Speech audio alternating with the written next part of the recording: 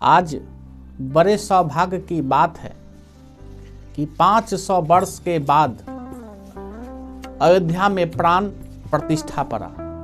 इसके लिए हजारों कुर्बानियां देना पड़ा, हजारों संत महात्मा मरे।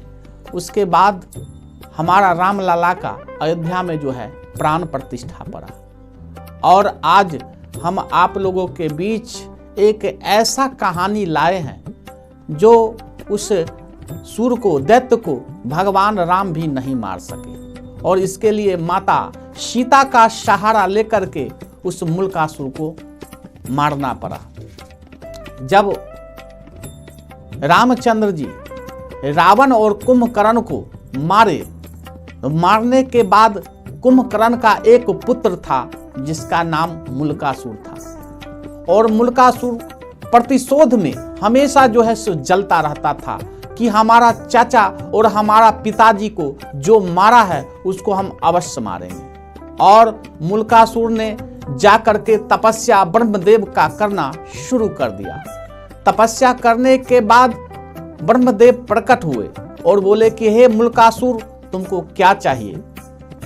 तब इस पर बोला कि हे प्रभु, अगर आप हमसे खुश हैं तो हमें यह वर दीजिए कि मैं राम लक्ष्मण को हरा सकूं। तो बोले राम लक्ष्मण को हरा तो नहीं सकता है, लेकिन राम लक्ष्मण आपको मार भी नहीं सकते हैं। आप माता सीता से बचना होगा। अगर सीता युद्ध तुम्हारे साथ अगर करेगी तो तुम्हारा मौत निश्चित होगा।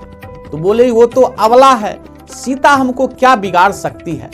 और वहां से बल प्राप्त करके वहां से चल देता है और आने के बाद विभीषण पर चढ़ाई कर देता है, क्योंकि यह जानता है कि विभीषण के कारण ही हमारे चाचा और हमारे पिताजी मारा पड़े।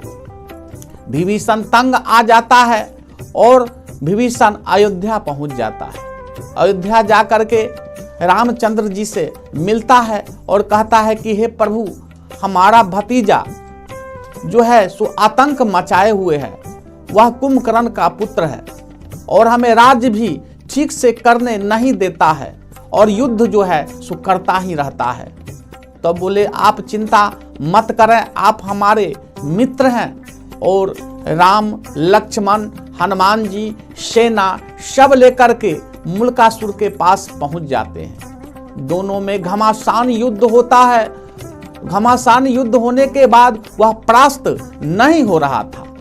तो अंत में जो है ब्रह्मदेव का भगवान राम ध्यान किए। ब्रह्मदेव प्रकट हो गए और प्रणाम किए कि हे प्रभु, आपने हमें क्यों याद किया? तब बोले कि यह मूलकासुर जो है मारा नहीं पड़ रहा है, युद्ध घमासान चल रहा है।